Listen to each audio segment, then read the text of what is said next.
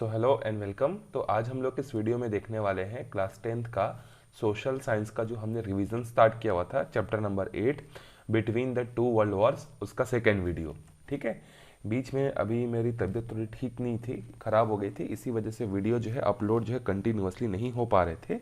लेकिन जितने भी डिले हुए हैं वो आज वीडियोस जो है संडे के दिन 4-5 में कोशिश करूंगा आपको अपलोड करके दे दूं, ताकि आप अपनी पढ़ाई कंटिन्यू कर सको। तो be ready for 2-3 and more than 3 videos.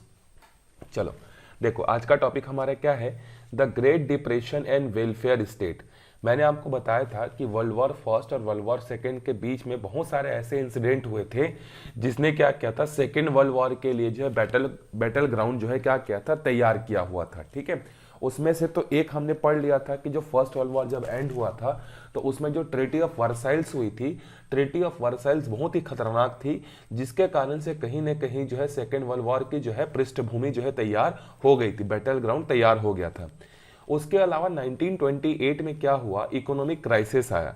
Economic crisis का मतलब क्या होता है, जैसे नॉर्मल इकोनॉमी कैसे परफॉर्म करती है, जितना किसी चीज का प्रोडक्शन हो रहा है अगर उतना सेल हो जा रहा है तो हम बोलते हैं कि यह इकोनॉमिक बहुत अच्छा परफॉर्म कर रही है। अगर ज्यादा प्रोडक्शन हो रहा है और ज्यादा सेल हो रहा है तो हम बोलेंगे कि इकोनॉमिक बहुत ही अच्छा परफॉर्म कर रही, ग्रो कर रही है। लेकिन जब प्रोडक्शन ज्यादा हो जाता है और सेल कम हो जाता है तो इसको बोलते हैं रिसेशन, बोलते हैं इकोनॉमी में। तो ये 1928 में आया था। क्यों आया था, कैसे हुआ, क्या कंडीशंस थी, ये हम लोग डिस्कस करते हैं। When the First World War ended, the hope was that all countries would grow rapidly. This did actually happen after 1919. जब फर्स्ट वर्ल्ड वॉर खत्म हुआ उसके बाद लीग ऑफ नेशंस बना, इसके बाद सब लोगों को यह भरोसा थी कि अब पूरी दुनिया जो है बहुत अच्छी स्पीड में क्या करेगी, ग्रो करेगी। ठीक है, और ये हुआ भी। 1919 के बाद ये देखने को भी मिला। But after 1923 development slowed down by the 1929। 19 से ग्रो होना चालू हुआ, 23 तक ग्रो हुआ, मतलब 1920, 1921, 1922, 1923, ये 4 साल जो है क्या हुआ, बहुत अच्छा इकोनॉमिक जो है हर कंट्री ने डेवलपमेंट किया। लेकिन 1923 से लेकर 1929 में 6 साल में जो है क्या हो गया, अब यही ग्रोथ जो है क्या हो गया, कम हो गया।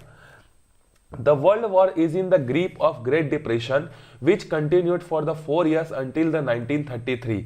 अब स्लो डाउन होना चालू कब हो गया था, 1923 से। खतरनाक स्लो डाउन कब हुआ, 1929। और 1929 से लेकर 1933 तक हर कंट्री का जो इकोनॉमिक ग्रोथ रेट था वो क्या था, बहुत ही कम था। Development again picked up steam after that, but the impact of the recession was felt for many more years until 1939. अब देखो 1933 में जो है सारी चीजें नॉर्मल तो होने लग गई थी, लेकिन उसके कारण से क्या हुआ, उसका जो इम्पैक्ट है बहुत लंबे समय तक रहा। जैसे आप लोग देखो एग्जाम्पल की तरह 2020 के मतलब शुरुआत में बोल सकते हो कोविड आया।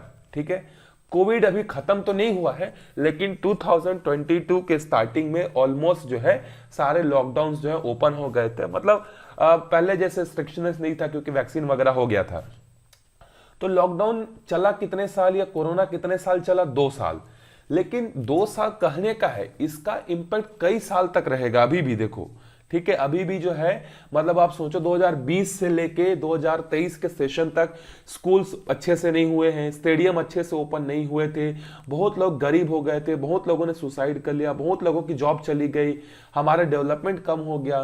तो जब कोई एक रिसेशन आता है ना किसी भी रीजन से, तो उसका इंपैक्ट तो ऑन द स्पॉट खत्म नहीं होता है, उसका जो एक्शन होता है या उसका जो कॉन्सिक्वेंसेस जो होते हैं वो काफी लंबे समय तक रहते हैं। तो कोविड का भी कॉन्सिक्वेंसेस जो होगा बहुत लंबे समय तक रहेगा। तो सेम उसी तरीके से 1933 में सारा इकोनॉमिक क्राइसिस तो नॉर्मल होना चालू हो गया था, लेकिन उसका जो इम्पैक्ट है वो इम्पैक्ट बहुत ही गंदा था। What is an economic recession. अब इकोनॉमिक रिसेशन किसको बोलते हैं, देखो, a situation where there is a excessive production of goods that cannot be sold, so price fall।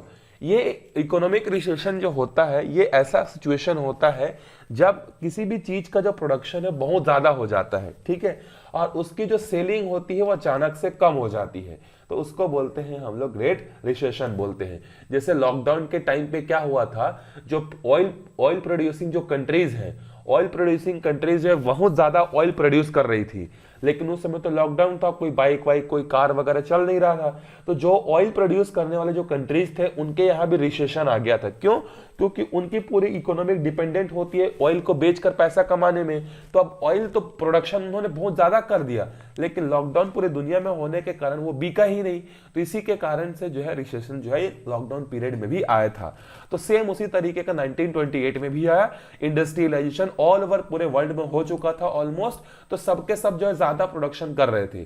तो जब किसी भी चीज का प्रोडक्शन ज्यादा हो जाएगा, उसकी डिमांड कम हो जाएगी, तो ऑब्वियस सी बात वो नहीं बिकेगा। और यही सिचुएशन उस समय भी हुआ था।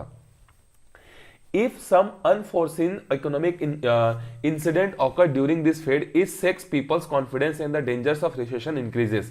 इससे लोगों को जो कॉन्फिडेंस था मार्केट को लेकर वो क्या हो गया, बहुत ही ज्यादा खतरनाक तरीके से डाउनफॉल हुआ। लोगों को मार्केट पे भरोसा नहीं रहा, लोग अपना पैसा मार्केट से निकालना चालू कर दिए, जिसके कारण से बहुत सारे प्रॉब्लम जो है उस समय जो है आ गया था। The Great Depression began with the drastic fall in the American stock market on the October 1929. 29 October 1929. The shareholder of listed companies buy and sell their in a stock market. देखो stock market के बारे में अगर आप commerce पढ़ोगे तो वहां पर आपको इकोनॉमिक्स में पढ़ाएंगे आपको डिटेल में। शेयर मार्केट क्या होता है, एक मार्केट होता है जहां पर लोग कंपनी के शेयर्स को खरीदते हैं।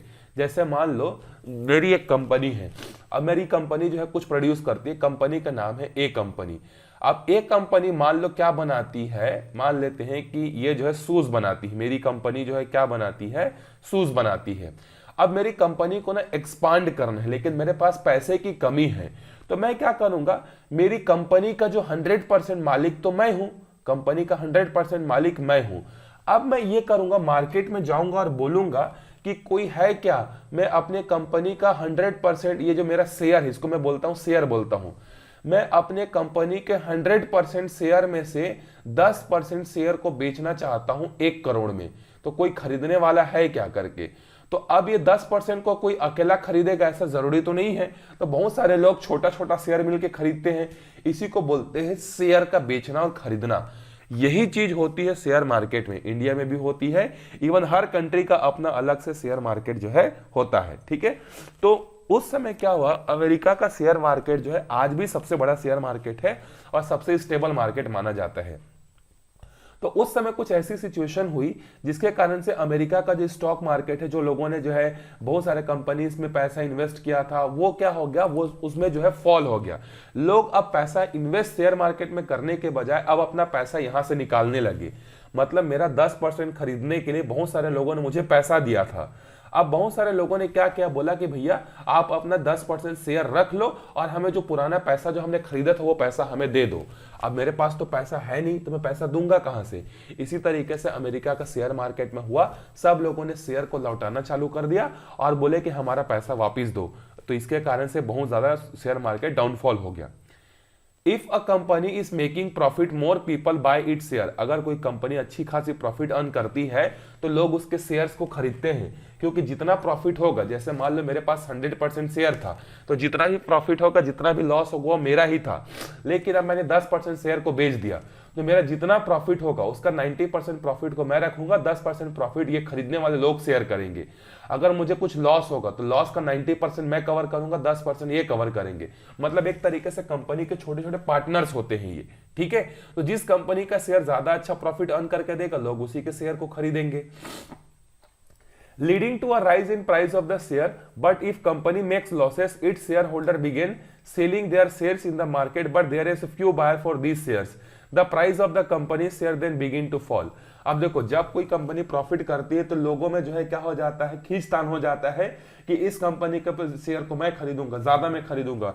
कोई 100 रुपए का शेयर तो बोलेगा कि मैं 200 में खरीदूंगा, क्योंकि वो कंपनी उसको प्रॉफिट बना के दे रही है। ठीक है, लेकिन अगर कोई कंपनी लॉस में चल रहा है तो लोग उसके शेयर को खरीदने के बजाय उसको बेचना चालू कर देते हैं कि इसको कहीं भी बेचो भाई, हमारा पुराना पैसा चाहिए। तो इसके कारण से शेयर मार्केट में डाउनफॉल आ जाता है। अब देखो किस तरीके से जो है ये अमेरिका का शेयर मार्केट जो है पूरी दुनिया को किस तरीके से इंपैक्ट किया। तो एक बहुत अच्छी कहावत है यूएस मार्केट को लेकर या यूएस को लेकर, ये आप लोग याद रखिएगा, क्या है, when US sneezes the world catches cold. जब यूएस छींकता है तो पूरी दुनिया को सर्दी लग जाती है। इसका मतलब क्या है समझ में? यूएस का शेयर मार्केट में थोड़ा सा भी प्रॉब्लम आया, इसके कारण से पूरी दुनिया में रिसेशन आ गया। आज के डेट पर भी अगर अमेरिका में थोड़ा बहुत भी कुछ गड़बड़ी हुआ तो पूरी दुनिया उसका भुगतान करेगी। क्यों? क्योंकि पूरी दुनिया में जो ट्रांजैक्शन होता है वो अमेरिकन डॉलर पर होता है। ठीक है, ये बहुत बड़ी इकोनॉमिक, जब आप कॉमर्स के फील्ड में आगे पढ़ोगे तो कैसे इंटर रिलेटेड है ये आप उस समय जो है देखोगे। बस अभी आप ये समझ लो कि किस तरीके से यूएस की इंपॉर्टेंस शेयर मार्केट में या कहीं भी किसी भी मार्केट में जो है बनी हुई है। ठीक है, तो America was the largest trading nation in the world. It was the biggest exporter in the second only to Britain for importers.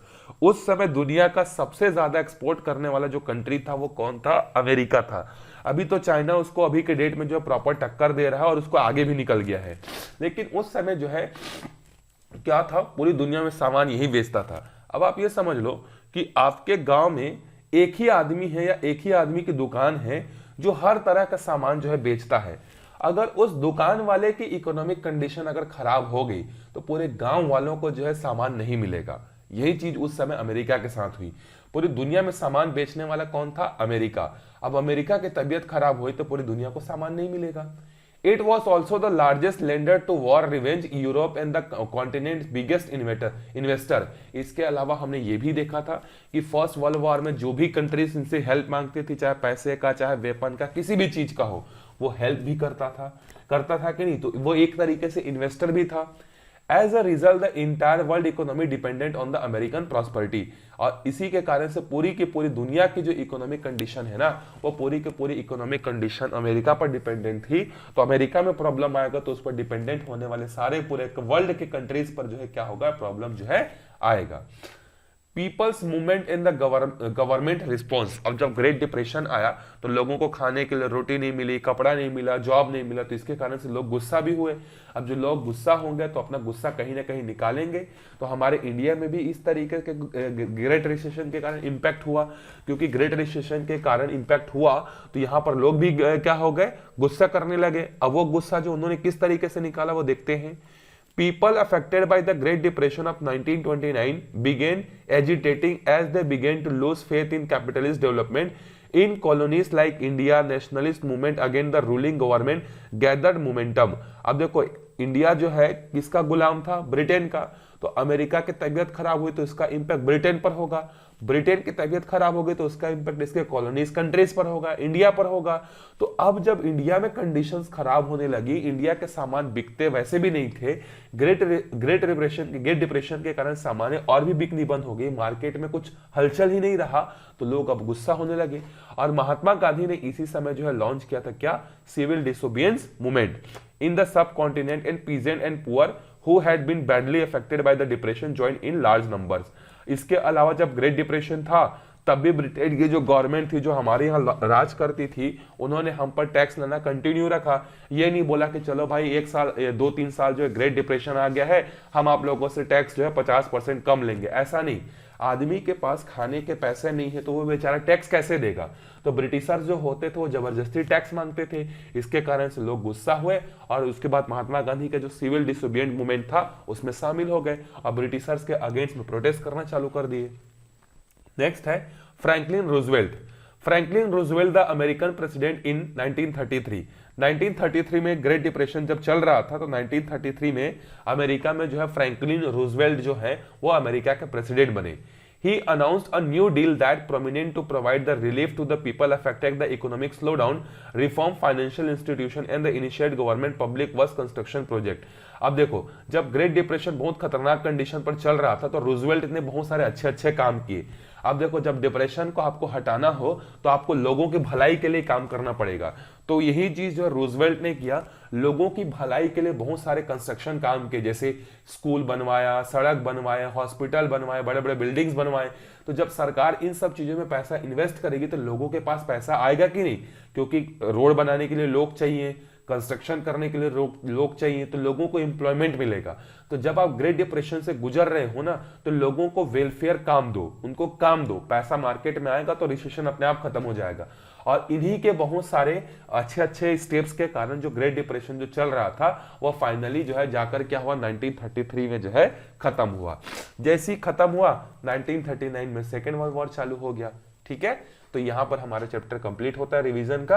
अच्छा, आप लोग बहुत सारे ये बोल रहे थे कि सारे इंपॉर्टेंट क्वेश्चंस दे दिए हर चैप्टर के, तो मैं कोशिश करता हूं कि वो टेलीग्राम चैनल में आपको जो है हर चैप्टर का पीडीएफ बना के जो है इंपॉर्टेंट क्वेश्चन क्या क्या हो सकते हैं मैं वो आपको बना के दे दूं। ठीक है, तो मिलते हैं अगले वीडियो में, तब तक के लिए बाय बाय।